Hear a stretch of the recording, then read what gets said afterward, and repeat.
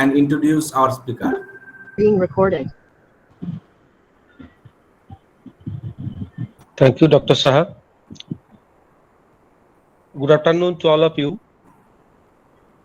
Today is the 15th lecture of ICPR sponsored special lecture series on values and well-being, classical and contemporary Indian philosophical perspectives to observe Indian Philosophers' Day. Today, we have with us Honorable Speaker, Professor Sarbani Banerjee, Professor of Philosophy, Rabindra Bharati University, West Bengal, India. Madam has served her duties as a head of the Department of Philosophy, coordinator of Dr. Sarvapalli Radhakrishnan Study Center, executive editor of Rabindra Bharati Journal of Philosophy, and has also served as a member of different academic and administrative bodies of Rabindra Bharati University. The third area of our teaching and research is Indian philosophy, especially Naivashishika philosophy, Indian logic. Madam has authored a large number of research articles, book chapters, and books. It is also a pleasure that Madam is now involved in our university also, as she is a member of PGBS and RAC of our department. Very welcome to you, Madam, in this academic endeavor. Now I request Professor Banerjee to deliver today's lecture. Over to you, Madam. Thank you, Professor Devabruta Saha and Professor Kalyan Banerjee. And I would like to convey my sincere thanks to the Department of Philosophy, Kazi Nazrul University, for inviting me this special lecture series on values and well-being, classical and contemporary Indian philosophical perspectives. Today my topic is on Radhakrishnan's view of values and well-being. We know that Sarvapalli Radhakrishnan is known as one of the outstanding contemporary thinkers. He was a multifaceted personality. He was known as an expert on Indian culture and philosophy, an educationist and great politician. He wrote several books, expositions, elucidations on Indian philosophy. He wrote on Advaita Vedanta, Buddhism, Bhagavad Gita, and he has profound knowledge of both Indian and Western philosophy. He was searching for a common bond and underlying unity among the different philosophical disputations. He was looking for a synoptic vision, and he thought it was the business of philosophy to discover it. So his approach to philosophy is syncretic. But his major contribution lay in his independent treatise. He has his own philosophical thought, and he was his best. Radhakrishnan was very much aware about the originality of his interpretation based on what he calls his own spiritual experience. In his words, although I admire the great masters of thought, ancient and modern, Eastern and Western, I cannot say that I am a follower of any. Accepting his teachings in its entirety, I do not suggest that I refuse to learn from others or that I was not influenced by them, while I was greatly stimulated by the minds of all those whom I have studied. My thought does not comply with any fixed traditional pattern, for my thinking had another source and proceeded from my own experience, which is not quite the same as what is acquired by mere study and reading. It is born of spiritual experience rather than deduced from logical certain premises. Philosophy is more by our encounter with reality than by the historical study of such encounters. This is very important about Radhakrishnan's interpretations of Indian philosophy. It is said that his interpretation of Indian philosophy is not mechanical, but a creative transformations. For Radhakrishnan, nature has two aspects, and the other is infinite or divine or spiritual aspect. The finite aspects of man are those aspects that are determined by empirical and environmental conditions. This aspect of man is final. He has another aspect which is eternal or spiritual. Here the goal of man is to achieve the supreme. Whether such spiritual or divine aspect exists or not has been a matter of debate among philosophers from the early age. Rabindranath Tagore chose a very interesting name for this side or aspect of humanity. He called it the surplus in man. It is what remains in men and women after the human being has been completely and exhaustively analyzed and described by our material science. After the organisms, biological and other needs, their desires, perfections, preferences, and satisfactions have all been taken in account. It is believed that there is such a remainder, for the question is often asked, is that all? Or is there nothing else? The question is asked because there is a sense of something lacking that is almost universally felt at some point or other. Only human ask such questions. Only human ask for meaning, purpose of life, for values and goals, even when material science and modern technology has provided for all our needs and comforts. Thus, science does not exhaust the description of human beings completely. The moral being of man and the woman still remains unexplained. It is this surplus which concerns itself with meanings, values, and ideals. Radhakrishnan was deeply influenced by Tagore, and he believed in this surplus side in his own way and tried to supply a philosophical basis as well as a theory of pramana of this belief. Radhakrishnan calls himself an idealist. He explains what he means by this in an idealist view of life, which has been described as his mature and most significant work. Now, considering his idealist view of life, we are trying to understand the value of life, because we know that Indian sense, the value of life never been separated from the metaphysical insight. He acknowledged in the very first sentence of his book that the term idealism is an ambiguous word, as it has been used to signifying a variety of views. The word idea usually stands for a mental image or a thought grasped within a mode or consciousness. The philosophical view that is sometimes called idealism takes this mental image out of which the real world is made. In this sense, reality is fundamentally mental in nature. Radhakrishnan also called it mentalism. In general, this is that the observer is not gathering knowledge of the real world through these ideas, for ideas are more real and more immediate to the observer than the real world. Here, matter is downgraded. The view can also be called immaterialism. Radhakrishnan thought, in this sense, there was an agreement between Buddhist Vijnanavada and some forms of British empiricism, which reduces all knowledge to ideas, although he was very much aware of the wide difference between these two traditions. There is a second sense of the word idea by which we can bring general notions or concepts or even the conscious categories of thought under its domain. By such categories of thought, Radhakrishnan said that the given, that is the uncategorized and unidealized datum, reveals itself to the finite mind.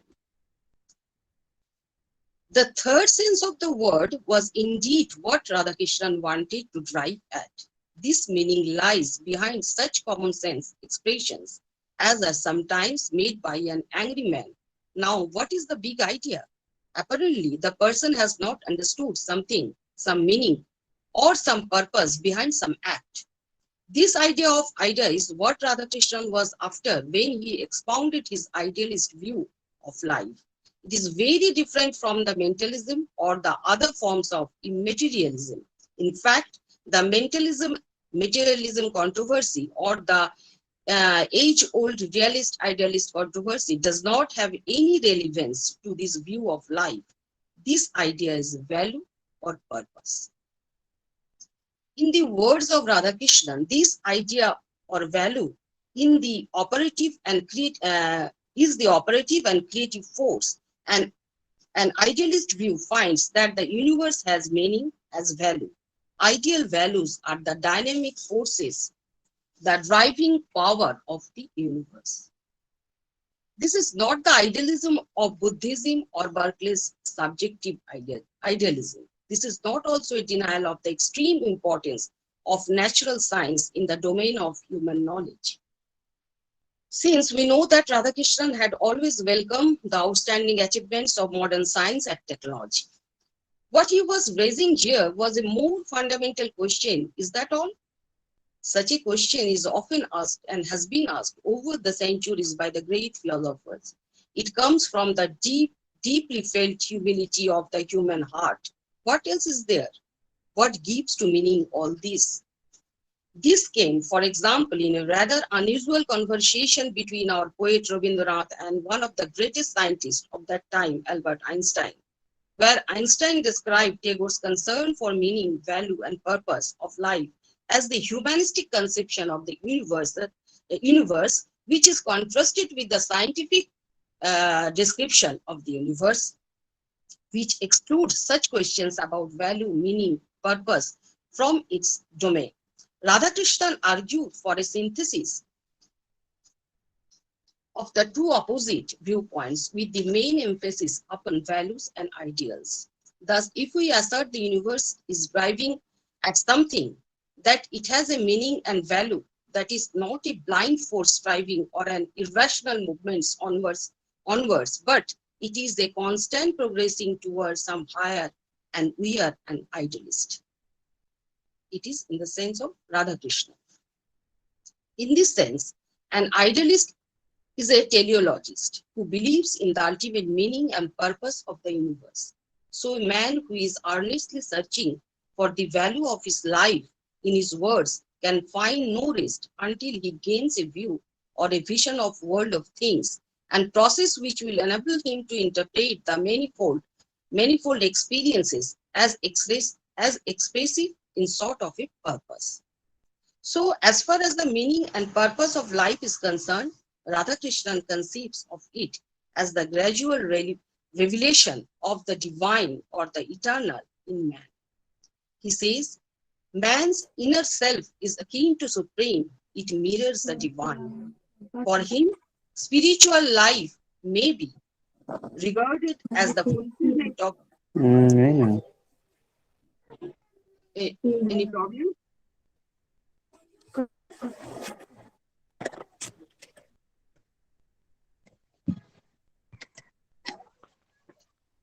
For him, spiritual life may be regarded as the fulfillment of life and the ultimate goal of the cosmic progress. Cosmic process may be seen as the establishment of a kingdom of free spirits. Devabrata, is there any problem? একজনের মাইক্রোফোনে sound হচ্ছিল, ওকে remove করে দিয়েছি, আপনি চালিয়ে যান। এখানে ঢুকতে দিও না, ও বারবার ডিস্টার্ব করছে। ওর ডিস্টার্ব করছে, ঢুকছে। আর হ্যাঁ হ্যাঁ, আমি রিমুভ করে দিয়েছি okay. Okay okay madam.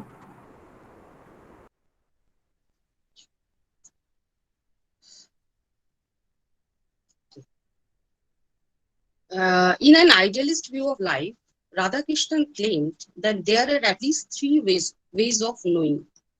In his words, while all varieties of cognitive experience results in a knowledge of the real, it is produced in three ways, which are sense experience, discursive reasoning, and intuitive apprehension. This is the theory of Pramanu, which he gives in support of his idealism.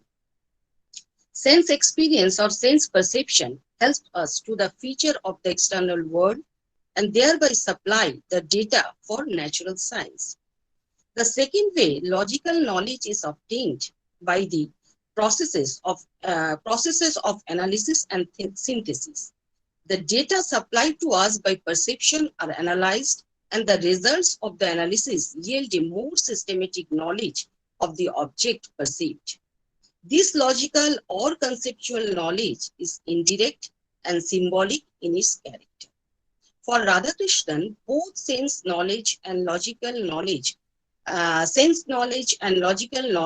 the means by which we acquire for practical purpose a control over our environment.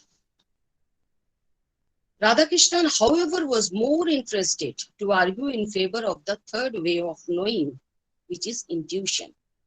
Intuition as the basis of all knowledge, which was and still is decidedly the most controversial one. It is claimed to be as immediate and intimate as sensory perception, but senses have nothing to do with it. In Radhakrishnan's words, this intuitive knowledge arises from an intimate fusion of mind with reality. It is knowledge by being and not by senses or by symbols. It is awareness of the truth of things by identity. We become one with truth, one with the object of knowledge. So according to Radhakrishnan, in intuitive knowing, the knower and the known merge into one. It is a self-evident knowledge. It is like the artist's great graphs of truth and beauty as a whole. Radhakrishnan referred many philosophers from both East and West in support of his thesis about intuitive knowledge. And his main purpose is to show that sense knowledge and logical knowledge are not enough to make certain deeper truths of life accessible to us. In his book, An Idealist View of Life, he argues that the deepest thing, it is in his words, the deepest things of life are known only through intuitive apprehension. In sphere of values, we are depend a good deal on this kind of knowledge. Both recognition and creation of values are due to intuitive thinking. Whether a plan of action is right or wrong, whether an object presented is beautiful or ugly, can be decided only by men whose conscience is educated and whose sensibility is trained. Sensitiveness to quality is a function of life and is not achieved by mere learning. It is dependent on the degree of development of the self. In another place, he claimed that some aspects of reality, for example, the domain of human emotions and love, can be amenable to only intuitive knowledge. In his words, there are aspects of reality where only this kind of knowledge is efficient. Take, for example, the emotion of anger. Sense knowledge of it is not possible in regard to its superficial manifestation. Intellectual knowledge is not possible until the data are supplied for somewhere else, and sense cannot supply them. We know what is to be angry by being angry. No one can understand fully the force of human love or parental affection who has not himself been through them. Intuition as a separate way of knowing certain truths recognized even today by philosophers of different persuasions. An argument or concern for recognizing the presence of intuitive knowledge in humans is such an issue which has been thought necessary and important as well as philosophically interesting. From time to time, during the time of Radhakrishnan, such concern was also very much prominent in many quarters. Radhakrishnan believed that the human consciousness has three levels. Actually, Radhakrishnan views this, that of perceptions, that of reason, and that of intuitive insight. The first helps us to observe data, the second to exercise rational reflections, and the third to is very important, and the third to add meaning, value and character to the observed reality. He defines the third as ananda, a spiritual insight. He believes that scientific knowledge, where the first two levels are dominant, is inadequate, partial, and fragmentary, but not false. This is very important for Radhakrishna. Our intuitive insight, he claims, is what gives fullness to man as a man, leads to his spiritual joy, which brings about the fulfillment of his inner being. And this is his interpretation for a universal spiritual life for everybody.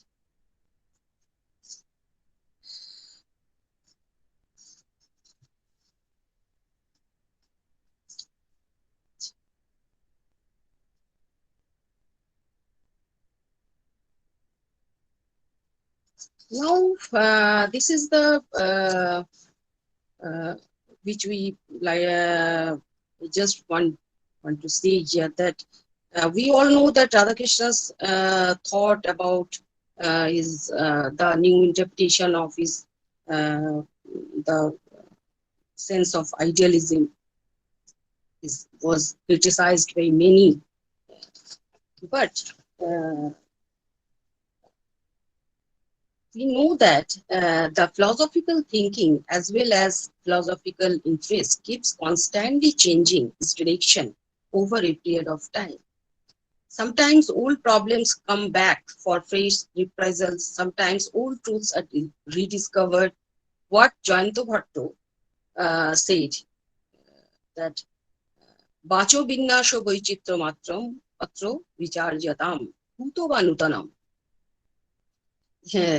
In Jayanta Bhatto's perspective, in this perspective, I would like to say that Radhakrishnan's an idealist view of life might take the form of an ethical view of life or a value-centered view of life based on a sort of intuitive knowledge.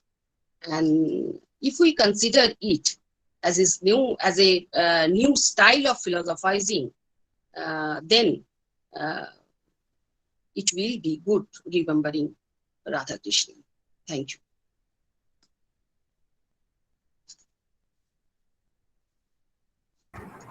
Kolanda. Kolanda.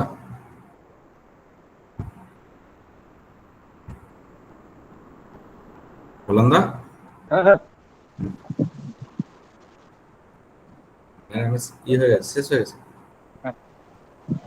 Thank you, madam. Thank you, madam, for your valuable lecture on Radhakrishnan's viewpoint of values and well-being. Your lecture covered the area of ethical view of Radhakrishnan's philosophy. Now, I'd like to request our participants to go for any observation or any query you can make.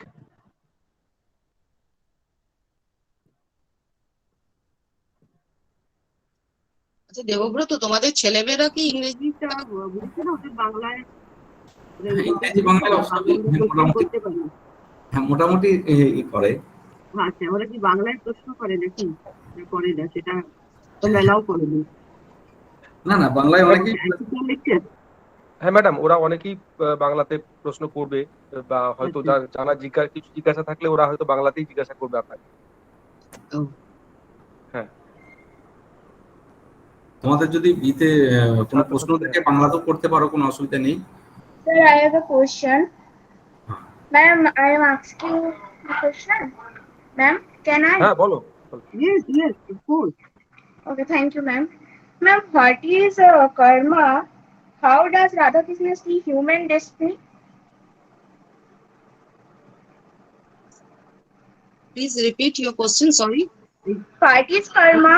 How does Radhakrishna see human destiny? According to Radhakrishna, the human destiny is to reach in a from finite to infinite aspect. Okay. Okay, ma'am.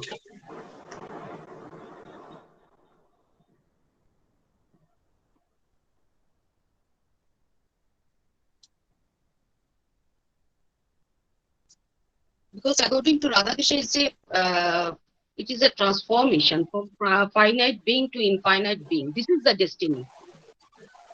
of the individual being or the Ma'am, network issues. Your voice is break now, ma'am. So please repeat this answer.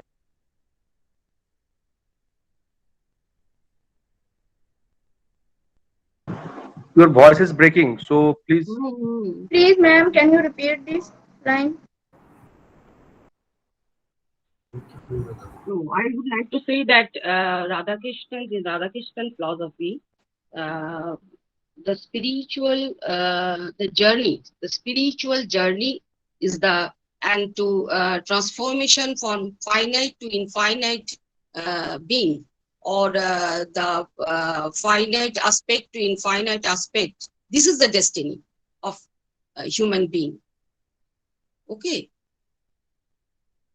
Okay.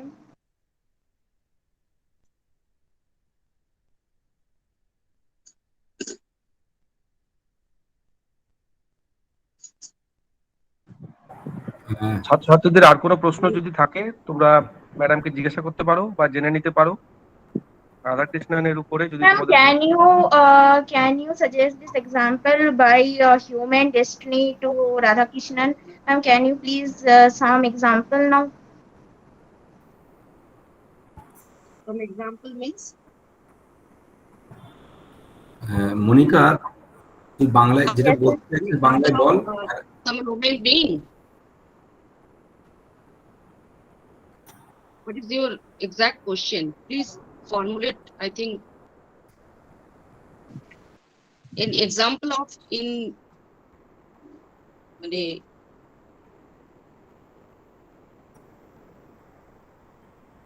মানে ma'am human ডেস্টিনিকে যে উনি দেখাচ্ছেন তো সেইটাতে মানে কি রকম ভাবে সে মানে ডেসক্রাইব করেছে? Yes, I understand now.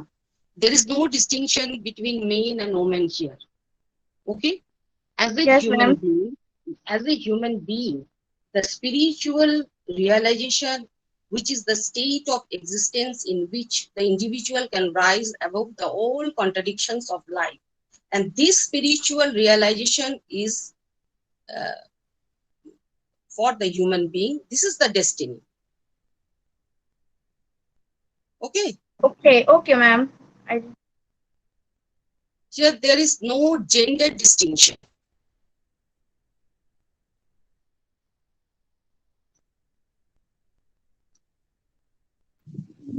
আর যদি ছাত্রছাত্রীদের কোনো প্রশ্ন থাকে, আচ্ছা মনে হচ্ছে আর কোনো কোয়েরি নেই। Now I would like to request Devabrat Saha, head of the Department of Philosophy, Kazi Nazrul University, to give the formal vote of thanks. Thank you, Kolanda. Thank you very much, madam, for your valuable lecture. It is also useful and will help us and our students to understand and realize the Radhakrishnan's philosophy. Madam, you have explored the Radhakrishnan's philosophy from a new angle and analyzed from a ethical point of view. Madam, your lecture opened a new vision to go research on Radhakrishnan ethics. Thank you again, madam, for your virtual presence and thought-provoking lecture. Thank you, Devabrat. হ্যাঁ, হালিম, আমাদের এর পরের যে প্রোগ্রামটা আছে তুমি যদি একটু শুরু করো, ম্যাডাম থাকবেন। হালিম, তুমি কি শুনতে পাচ্ছ? হ্যাঁ, পাচ্ছি। What's the next program? Next programme একটু ইয়ে আছে, ছাত্রছাত্রীদের একটু ওরা বলবে যে লেকচারটা হলো কথা। The cultural program? না, কালচারাল না। No, ma'am, it's the presentation lecture series presentation as well. Oh, acha, it's very good, very good. Yes, ma'am. Hello. শুনতে পাচ্ছি হালিম? হ্যাঁ, আসলে আমরা জানতে চাই ছাত্রছাত্রীরা যারা দীর্ঘদিন এই লেকচার সিরিজ শুনলো তারা কি ভাবছে, মানে তারা এই লেকচার সিরিজকে কিভাবে দেখছে এবং তারা এখান থেকে কি উপলব্ধি করলো, যেটা আমাদের পরবর্তী পদক্ষেপ বা পরবর্তী বিভিন্ন ধরনের এই ধরনের যে আয়োজন সেগুলো করতে সুবিধা দেবে। তাই আমি প্রথমেই আমাদের যারা ছাত্রছাত্রী আছে বা অন্যান্য অংশগ্রহণকারী সকলকেই বলবো, প্রথমে আমি চাই আমাদের ছাত্রছাত্রীদের তরফ থেকে তারা কি ভাবছে সেটা, বা এই লেকচার সিরিজ তাদেরকে কি দিল সেটা যদি তারা তাদের ভাষায় আমাদেরকে জানায়। প্রথমে আমি আমাদের যারা এখন বর্তমানে দ্বিতীয় বর্ষের মানে সেকেন্ড সেমিস্টারের ছাত্রছাত্রী তাদেরকে অনুরোধ করব তাদের তরফ থেকে কিছু বলার জন্য। স্যার শোনা যাচ্ছে? হ্যাঁ শোনা যাচ্ছে, বল বল। শোনা যাচ্ছে তো? আচ্ছা হ্যাঁ হ্যাঁ একদম। আচ্ছা স্যার। ম্যাম আমি স্নেহা চ্যাটার্জি, কাজী নজরুল ইউনিভার্সিটি সেকেন্ড সেমিস্টারের ছাত্রী। আমাদের ইউনিভার্সিটি থেকে 15 দিন ব্যাপী যে লেকচার সিরিজের আয়োজন করা হয়েছিল, আজ তার অন্তিম পর্ব। এই 15 দিনের প্রতিটি লেকচার আমাদের সামনে একটি নতুন দিশা দেখিয়েছে। আমরা প্রতিটি বিষয়কে ভীষণ গভীরভাবে জানতে পেরেছি, নতুন করে জেনেছি এবং আমরা ভীষণভাবে উপকৃত হয়েছি। এর জন্য ধন্যবাদ জানাই প্রতিদিনের আমন্ত্রিত বক্তাদের, যারা তাদের এই বিভিন্ন বিষয়গুলিতে মূল্যবান বক্তৃতা দিয়েছেন। এবং বিশেষভাবে ধন্যবাদ জানাই আমাদের বিশ্ববিদ্যালয়ের সমস্ত শিক্ষক এবং শিক্ষিকাদের, যারা আমাদের সামনে এই সুবর্ণ সুযোগ করে দিয়েছেন। ধন্যবাদ। এরপর আমি যদি সেকেন্ড সেমের আর কেউ কিছু বলতে চাই বলতে পারে, তা না হলে আমি ফোর্থ সেম থেকে বলবো তাদের যে উপলব্ধি সেটাকে আমাদের সঙ্গে শেয়ার করার জন্য।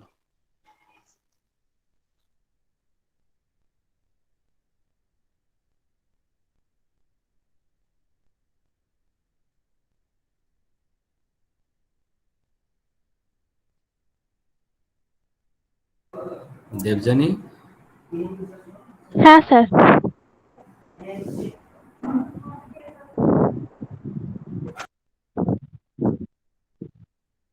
স্যার আমি শুরু করব? হ্যাঁ বলো। আচ্ছা ম্যাম, আমি দেবযানী মজুমদার, কাজী নজরুল ইউনিভার্সিটির 4th সেমিস্টারের স্টুডেন্ট। এই একটানা 15 দিনের যে স্পেশাল লেকচার সিরিজের যে ভ্যালুজ অ্যান্ড ওয়েলবিং নিয়ে যে স্পেশাল ক্লাসগুলো আমরা করতে পারলাম, তাতে আমাদের সকল টিচার্সদের সহযোগিতায় আমরা অনেক সমৃদ্ধ হলাম। বিভিন্ন দিক অর্থাৎ ভারতীয় দর্শনের যেমন এথিক্যাল, সোশ্যাল অ্যান্ড স্পিরিচুয়াল, এই সমস্ত দিকগুলো সেখানে পরিস্ফুট হয়েছে এতদিনের আলোচনাতে। এথিক্সের দিক থেকে Srimad Bhagavad Gita, the view point of Patanjali, Jain ethics, Buddhist ethics, এবং সোশ্যাল ভ্যালুস অ্যান্ড ওয়েলবিং থেকে sir Mohammad Iqbal, Jyotiba Phule, B R. Ambedkar, MN. রয়, এমনকি স্পিরিচুয়াল ভ্যালু অ্যান্ড ওয়েলবিং থেকে শ্রী অরবিন্দ, যে কৃষ্ণমূর্তি, বিমল কৃষ্ণ মতিলাল এবং ডক্টর শ্রী রাধাকৃষ্ণন। এই সমস্ত বিষয় আমরা বিস্তারিত আলোচনা এই সমস্ত স্পেশাল ক্লাসগুলো থেকে আমরা পেলাম এবং খুবই উপকৃত হলাম, এবং সেগুলো বিশেষভাবে সেখানে আমাদের এই ক্লাসগুলোতে পরিস্ফুট হয়েছে। এবং আশা করব যাতে আগামী দিনেও এরকম লেকচার সিরিজ চলতে থাকে, সেখানে যদি লজিক্যাল পার্ট এবং পোস্ট মডার্নিজম, ফেমিনিজম, এছাড়া ফেনোমেনোলজি, এই বিষয়গুলো নিয়েও সেখানে যদি আলোচনা হয় তাহলে আরো আমরা উপকৃত হব। সুতরাং তাই বলতে হয় যে কেএনইউ ভিসি স্যার প্রফেসর সাধন চক্রবর্তী স্যারকে অনেক ধন্যবাদ এইভাবে আমাদের পাশে থাকার জন্য, সহযোগিতা করার জন্য। এছাড়া কেএনইউর সকল স্যার ম্যাডামদের অসংখ্য ধন্যবাদ জ্ঞাপন করছি। Thank you sir.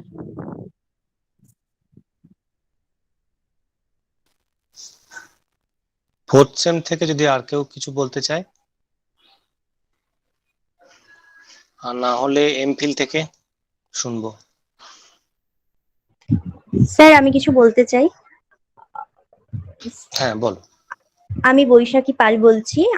আমি এই বিশ্ববিদ্যালয়ের এমফিল এর স্কলার। কাজী নজরুল বিশ্ববিদ্যালয়ের ফিলোসফি ডিপার্টমেন্টের পক্ষ থেকে আয়োজিত দীর্ঘ 15 দিনের এই লেকচার সিরিজে যে বিষয়গুলো আলোচিত হয়েছে, তার ফলে শুধু আমরা একাডেমিক আলোচনায় যে আমাদের বিস্তৃত হয়েছে তা নয়, ব্যবহারিক দিক থেকেও আমরা অনেক উপকৃত হয়েছি। Values and wellbeing. এটি ছিল আমাদের আলোচনার মূল বিষয়, classical and contemporary Indian philosophical perspective থেকে। বিভিন্ন খ্যাতনামা অধ্যাপক এবং অধ্যাপিকা বৃন্দের দীর্ঘ বক্তৃতামালা, যেগুলি আমাদের নেটের সিলেবাসের অংশ, সেগুলি শোনার সুযোগ করে দেওয়ার জন্য কাজী নজরুল বিশ্ববিদ্যালয়ের ফিলোসফি ডিপার্টমেন্ট এবং আমার সকল স্যার ম্যাডামদের আমি অসংখ্য ধন্যবাদ জানাই। আমরা যারা গবেষণার সঙ্গে যুক্ত, এই লেকচার সিরিজ থেকে তারা যেমন উপকৃত হয়েছি, আমার ভাই বোন যারা MA বা আরো অন্য কিছুর সঙ্গে যুক্ত, যারা এই লেকচারগুলি শুনেছো, তারা সকলেই উপকৃত হয়েছে বলে আমার বিশ্বাস। এই দীর্ঘ বক্তৃতামালা আমাদের কাছে নতুন নতুন বিষয় ভাববার দিককে উন্মোচিত করেছে। এখান থেকে আমরা এটা আরো ভালোভাবে উপলব্ধি করেছি যে আমরা তো সকলেই ভালো থাকতে চাই। আমাদের ভালো থাকতে হলে কিছু বিষয় আমাদের মেনে চলতেই হবে, না হলে আমাদের জীবনের কোনো মূল্যই থাকবে না। এই দীর্ঘ বক্তৃতামালা থেকে আমরা এটা বুঝেছি যে আমাদের ভালো থাকতে হলে কিছু নৈতিকতা আমাদের মেনে চলতেই হবে, যার ফলে আমরা সকলে একত্রে ভালো থাকতে পারবো। আমি পুনরায় ধন্যবাদ জানাই আমার বিশ্ববিদ্যালয়কে, আমার ডিপার্টমেন্টকে এবং আমার সকল স্যার ম্যাডামদের। Thank you very much. Sir, আমি আমার অবজারভেশন থেকে কিছু একটা বলতে চাই। বলো বলো। গুড আফটারনুন ম্যাম, আর এখানে উপস্থিত সকল টিচার এবং ম্যাডাম, আর আমাদের যিনি মানে যে ছোট বড় সবাইকে, আমার সহপাঠী সবাইকে আন্তরিক শুভেচ্ছা এবং আমার ধন্যবাদ জানিয়ে আমি আমার বক্তব্য রাখছি। এটা সম্পূর্ণ আমার নিজস্ব অভিজ্ঞতা। এখানে যা পড়ানো হয়েছে বা যে লেকচার সিরিজ, আমি সেটাকে বলছি না, আমার নিজের অভিজ্ঞতা আমি কিছু শেয়ার করছি। তো এই সুযোগটা করে দেওয়ার জন্য আমি তো প্রথমেই ধন্যবাদ জানাচ্ছি আমার ডিপার্টমেন্টকে। আর এখান থেকে আমরা যেমন অনেক নতুন নতুন অজানা কিছু জানতে পেরেছি, যেমন বইয়ের পাতাতে তো সবকিছু পড়া আমাদের সম্ভব হয়ে ওঠে না, এবং আমরা সবকিছু পড়েও ফেলতে পারি না। আর পড়লেও অনেক সময় হয়তো তার ইনার মিনিং কি সেটা আমরা ভালোভাবে বুঝে উঠতে পারি না, আমাদের নলেজের কিছুটা খামতি থেকেই যায়। তো সবটা বুঝে ওঠা যেমন আমাদের সম্ভবপর হয় না, এবার কোনো জিনিস বোঝার ক্ষেত্রেও আমরা তার আলটিমেট মিনিং কি সেটাও আমরা বুঝতে পারি না। তো এই লেকচার সিরিজ থেকে আমাদের জানা বিষয় সম্পর্কে আরো গভীরভাবে ভেতরের জিনিসগুলো যেমন আমরা অ্যাজিউম করতে পেরেছি, ঠিক তেমনি অজানা বিষয় সম্পর্কেও আমরা অনেক জানতে পেরেছি। অনেকেই তো আমরা ঠিক করতে পারি না যে আমরা গ্র্যাজুয়েশন করলাম, এরপরে কি করব। এই ভাবনা চিন্তাটা আসে আমাদের সব সময় আমাদের একটা অভিজ্ঞতা থেকে। যখন আমরা কোনো একটা ভালো কিছু শুনলাম বা দেখলাম, সেই অভিজ্ঞতা থেকেই আমাদের নতুন নতুন অভিজ্ঞতার জন্ম হয়। ঠিক সেই রকম আমরা যেমন এখন MA পড়ছি, আমি 4th সেমিস্টারের স্টুডেন্ট। আমার এই MA কমপ্লিট, মাস্টার্স কমপ্লিট হওয়ার পরেও আমার একটা আমার একটা কোনো জিনিস একটা কাজ করবে যে হ্যাঁ আমি এর আগের ধাপ কি করব। তো অনেকেই আমরা PhD করতে চাই, অনেকে অন্য কিছুর সাথেও যুক্ত হতে চাই, কিন্তু এই যে লেকচার সিরিজটা হলো, অনেকেই থাকে যে আমি কোন টপিক চুজ করব PhDর জন্য বা কোন টপিক নেব পড়ার জন্য, সেটা আমরা বইয়ের পাতাতে পড়ে হয়তো বুঝতে পারি না কোন জিনিসটা আমার কাছে ইন্টারেস্টিং বা কোন জিনিসটা আমাকে কৌতূহল জাগাবে বা কোন জিনিসটা আমাকে কোশ্চেনের মুখোমুখি করবে। কারণ যতক্ষণ না মানুষের মনে একটা প্রশ্ন আসে, সেই প্রশ্ন না এলে মানুষ সেই বিষয়টাকেও বুঝতে পারবে না। তো সব থেকে বড় কথা হলো তার মনে একটা প্রশ্নের ঝাঁক বাঁধা, মানে সে কি, মানে জিনিসটার ভেতরে মানেটা কি বুঝতে পেরেছে। তো এই লেকচার সিরিজ থেকে আমরা হয়তো অনেক এমন কিছু টপিক আছে, এমন অনেক কিছু দিক আছে যেগুলো আমরা হয়তো বইয়ের পাতাতে পড়ে সেই রকম তার আস্বাদন করতে পারতাম না, যে কোনটা ভালো, কোনটা ইন্টারেস্টিং আমার জন্য। কিন্তু এই লেকচার সিরিজ থেকে আমরা অনেক বিষয় সম্পর্কে যেমন জানতে পেরেছি, আমাদের মনে অনেক প্রশ্নও বাঁধা বেঁধেছে। এবং আমার ওপিনিয়ন থেকে এটাই মনে হতে পারে যে এটা অন্তত পক্ষে সবার ক্ষেত্রে তো আমি বলতে পারবো না, আমার অন্তত পক্ষে মনে হয়েছে যে আমার কিছু জিনিস, যেমন আমি আগে ভেবেছি আমি PhD করব, তো সেখান থেকে আমি ঠিক কিছু টপিক কোন জিনিসে করব, কোনটা আমার জন্য ইন্টারেস্টিং, আমি কোনটাই পারদর্শী, সেটা এই লেকচার সিরিজ আমাকে কিছুটা হলেও উপকৃত করেছে। অন্ততপক্ষে আমি জানতে পেরেছি কোন দিকটা আমার কাছে আমাকে আগের ধাপে এগিয়ে নিয়ে যাওয়ার জন্য সঠিক, বা কোনটা আমি নিজের মতো করে উপলব্ধি করে সেই জিনিসটাকে আমি এস্টাবলিশ করতে পারবো।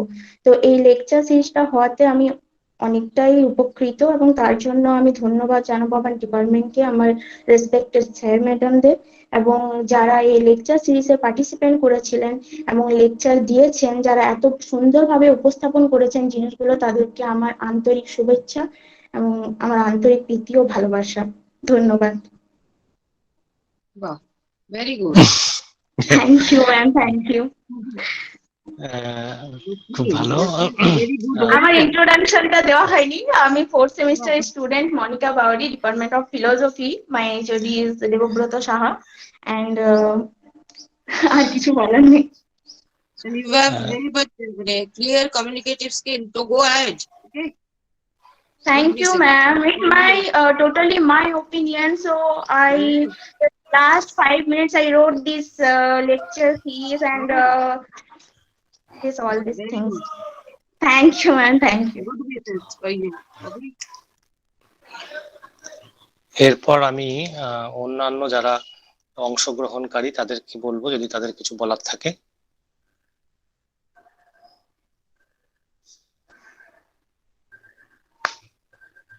আমাদের পিএইচডি স্কলারদের মধ্য থেকে যদি কেউ কিছু বলে।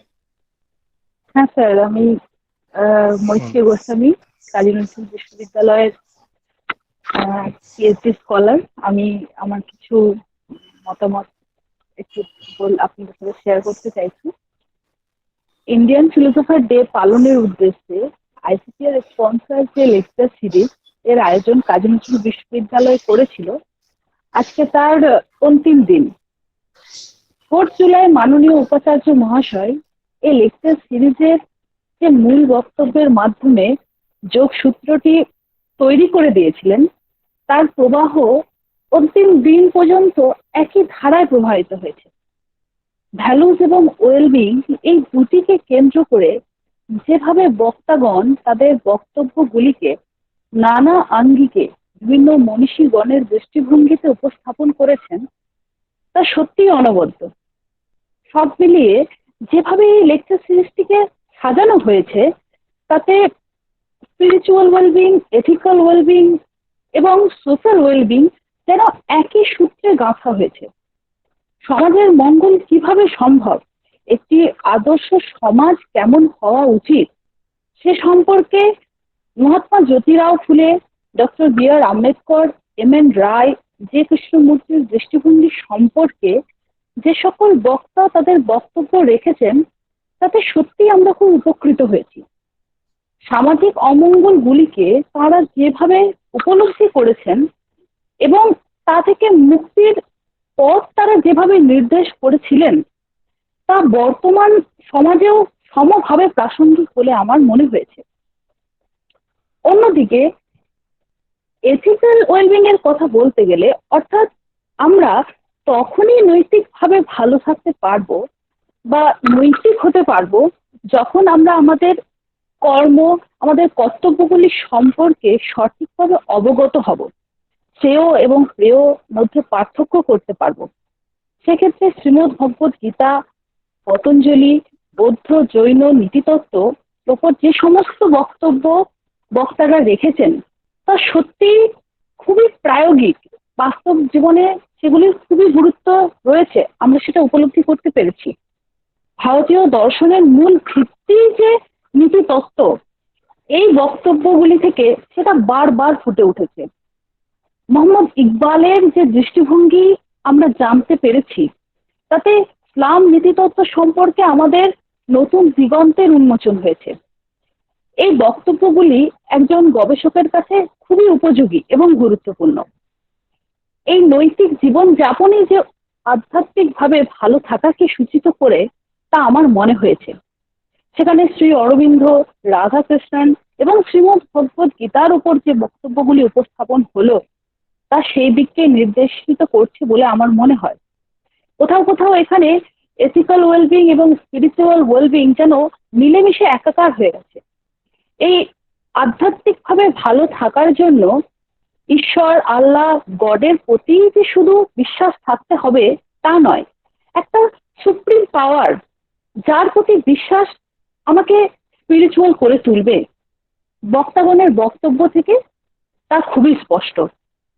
সর্বোপরি বলতে হয় যে ভালো থাকার জন্য এবং কিভাবে ভালো থাকবো তারই জন্যই এই বক্তৃতা মালার আয়োজন। আমার তো মনে হয়েছে এটা যেন লেকচার ম্যারাথন। যাই হোক, প্রকৃত ভালো থাকা কাকে বলে তা এই লেকচার সিরিজ থেকে আমরা জানতে পেরেছি। কারণ আমরা সকলেই ভালো থাকতে চাই, কিন্তু কখনো কখনো ভালো লাগার জন্য ভালো হওয়া এবং ভালো থাকা থেকে আমরা দূরে সরে যাই। তাই ভালো থাকতে গেলে ভালো হতে হবে, যা এই বক্তৃতা মালা থেকে খুবই স্পষ্ট। সবশেষে এই যে আমরা উপহারটা পেলাম, এই যে লেকচার সিরিজ, এই লেকচার সিরিজের আর্থিক সাহায্য করার জন্য ইন্ডিয়ান কাউন্সিল অফ ফিলোসফিক্যাল রিসার্চকে অসংখ্য ধন্যবাদ জানাই। তাদের এই আর্থিক সাহায্যের জন্যই আমরা কাজী নজরুল বিশ্ববিদ্যালয়ের দর্শন বিভাগের প্রতিটি ছাত্রছাত্রী এবং গবেষক যারা রয়েছি সকলেই খুবই উপকৃত হয়েছি, এবং ভবিষ্যতেও যদি তারা এইভাবেই তাদের সাহায্যের হাত আমাদের দিকে বাড়িয়ে দেন, আমরা ভবিষ্যতেও উপকৃত থাকব। ধন্যবাদ।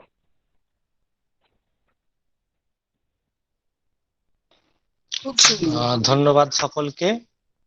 এরপর যদি আর কেউ কিছু বলতে চান। আমি খুব সুন্দর বলেছে, মৈত্রী তো নাম নাকি? হ্যাঁ ম্যাম,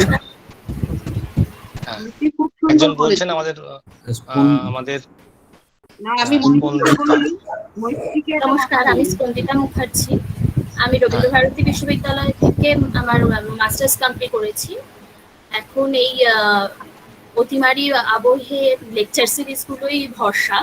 বাড়ি বসে তো অন্য কিছু করার উপায় থাকছে না। এখন এই যে দীর্ঘ 15 দিন ধরে লেকচার সিরিজটা আমরা শুনলাম, তাতে অনেক নতুন বিষয় জানতে পারলাম।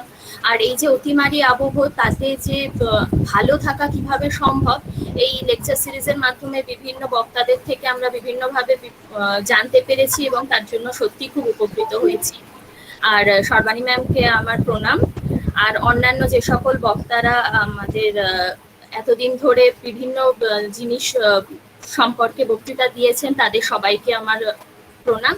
আর কাজী নজরুল বিশ্ববিদ্যালয় অধ্যাপকদের এবং এইচওডিকে অসংখ্য ধন্যবাদ এই লেকচার সিরিজটার আয়োজন করার জন্য। ধন্যবাদ। আর কেউ কিছু যদি বলতে চাও বলতে পারো নির্দ্বিধায়। যদি না বলতে চাও কেউ, তাহলে আমি পার্থ স্যার থেকে অনুরোধ করব, আমরা যেহেতু গান দিয়ে শুরু করেছিলাম আজকের অনুষ্ঠানটা, আমরা আজকে বেদ মন্ত্র ওর মুখ থেকে শুনে আমাদের আজকের অনুষ্ঠানের সমাপ্তি এখানে ঘোষণা করব। পার্থ, তুমি কি শুনতে পাচ্ছ?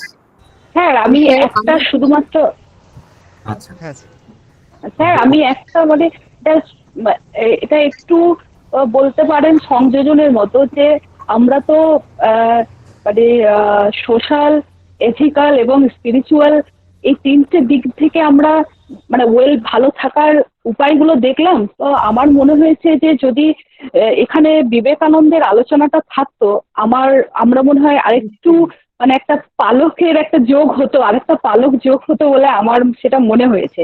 এটা ভবিষ্যতের জন্য যদি স্যার আপনারা, হ্যাঁ হ্যাঁ একদম একদম স্যার, হ্যাঁ রবীন্দ্রনাথও থাকতে পারে, একদম ঠিক। তোমাকে আমি যেটা বলা, তোমার আমি একটা কথা ওকে বলতে চাইছি, মৈত্রীকে। ওর কথা শুনে খুব ভালো লেগেছে, তুমি এত সুন্দর বলে বুঝেছি। কিন্তু তোমাকে আমার মনে ছিল একটা সাজেশন, তুমি যে বললে তাতে তুমি একটা বিষয় নিয়ে ভাবতে পারো, both from Indian and western perspective, being and becoming. এটা খুব একটা নোন থিং, কিন্তু এটা নিয়ে তুমি ইন্ডিয়ান এন্ড ওয়েস্টার্ন পার্সপেক্টিভ দুটো থেকে তুমি এটা ভাবো। এই যে তুমি বলছো না, যেটা আছে আর যেটা আমরা হয়ে উঠতে চাই আর কি, বিকামিং যেটা আমরা হতে চাই, এইটা নিয়ে তুমি ভাবতে পারো। তোমার বলা খুব সুন্দর। Thank you. নিশ্চয়ই ম্যাম, নিশ্চয়ই ভাববো ma'am. Thank you, thank you. Shilpi কিছু বলবি? শিল্পী? হ্যাঁ স্যার, আমি কিছু বলতে চাই। আচ্ছা বল। হ্যাঁ, আমি শিল্পী মিশ্র। বিগত 4/7/21 থেকে 20/7/21 তারিখ পর্যন্ত, অর্থাৎ এই 15 দিনের যে ICPR sponsor special lecture series on values and wellbeing, special and contemporary Indian philosophical perspective to celebrate the Indian Philosophers Day 2021, organized by the Department of Philosophy, Kazi Nazrul University. তো স্যার, তার পরিপ্রেক্ষিতে প্রথমে আমি জানাই আমাদের বিশ্ববিদ্যালয়ের VC স্যারকে অসংখ্য ধন্যবাদ জ্ঞাপন করি, এবং একই সঙ্গে আমাদের HOD স্যার দেবব্রত স্যারকে, কল্যাণ স্যারকে, হালিম স্যারকে, আপ্রি ম্যাম, অনন্যা ম্যাম, সকলকে অসংখ্য ধন্যবাদ জ্ঞাপন করি আমাদের সকলকে এই লেকচার সিরিজে অংশগ্রহণের সুযোগ করে দেওয়ার জন্য। এবং একই সঙ্গে এই লেকচার সিরিজের প্রতিদিনের যে সমস্ত স্যার বক্তা আর কি, স্যার ম্যামদের আন্তরিক ধন্যবাদ জ্ঞাপন করি, যাদের অনুপ্রেরণায় আমরা আজ নতুন করে মার্গদর্শন পেয়েছি ভ্যালুস এবং ওয়েলবিং এর। এবং ICPR কে বিশেষ করে ধন্যবাদ জানাই যে এই লেকচার সিরিজকে সাফল্যমণ্ডিত করার জন্য। 15 দিনের যে লেকচার সিরিজে যে বুদ্ধিস্ট এথিক্স থেকে শুরু করে জৈন নীতিতত্ত্ব, মতিলাল, রাধাকৃষ্ণন, অরবিন্দ, জ্যোতি রাও ফুলে, MN রয়, মহাভারত, রামায়ণ, ইকবাল, পতঞ্জলি প্রভৃতি টপিকের ওপরে যে সমস্ত দীর্ঘ আলোচনা হয়েছে, যার ফলস্বরূপ আমাদের সমস্ত বিষয় সম্পর্কে নিখুঁত জ্ঞান লাভ আমরা করতে পেরেছি। কন্টেম্পোরারি ইন্ডিয়ান যে ফিলোসফাররা আছেন, স্যার, আমার মনে হয়েছে যে মানুষের চলার পথে যে নানান রকম প্র্যাকটিক্যাল প্রবলেম তা নিয়ে ভেবেছেন, আলোচনাও করেছেন এবং তার সমাধানের একটা মার্গদর্শনও করে গেছেন। শুধু তাই নয় স্যার, এটা আমারও মনে হয়েছে যে মানে সিলেবাসের গণ্ডিতেই সীমাবদ্ধ আমরা শুধুমাত্র থাকিনি, তার সাথে সাথে ভ্যালুজ এবং ওয়েলবিং এর মাধ্যমে আমরা আমাদের সুপ্তপ্রায় যে বিবেক তাকে আমরা জাগরিত করতে পেরেছি। ইন্ডিয়ান কন্টেম্পোরারি ফিলোসফির পার্সপেক্টিভে নিজেদের চলার পথকেও সহজ সরল করতে পেরেছি এই করোনা প্রবহমান অবস্থায়। একটা কথা যে যে সময়ের পরিপ্রেক্ষিতে এই বিষয়গুলি আলোচিত হয়েছে এবং এখনো আধুনিক বিজ্ঞান সমাজ ব্যবস্থায় আমরা বড্ড বেশি রোবোটিক হয়ে যাচ্ছি। সুতরাং আমার মনে হয় আমাদের বিবেককে জাগিয়ে এই ভ্যালুজ এবং ওয়েলবিং এর যে গুরুত্ব, সেটা অনেকখানি বেশি বলে আমার মনে হয়। সমস্ত স্যার ম্যামদের উদ্দেশ্যে বলি, স্যার, এরকম লেকচার সিরিজ পরবর্তীকালে যদি আরও হয়ে থাকে, বিশেষ করে বলবো western social and political philosophy যে পার্টটা আছে, স্যার, আমরা অনেক অনেক উপকৃত হব স্যার। আর এখানে অংশগ্রহণ করতে পেরে আমি অত্যন্ত খুশি এবং উপকৃত হয়েছি। আর সবার শেষে আবারও বলি যে লেকচার সিরিজে যুক্ত সমস্ত স্যার ম্যামদের আমার আন্তরিক শ্রদ্ধা ও প্রণাম জানাই। থ্যাংক ইউ শিল্পী।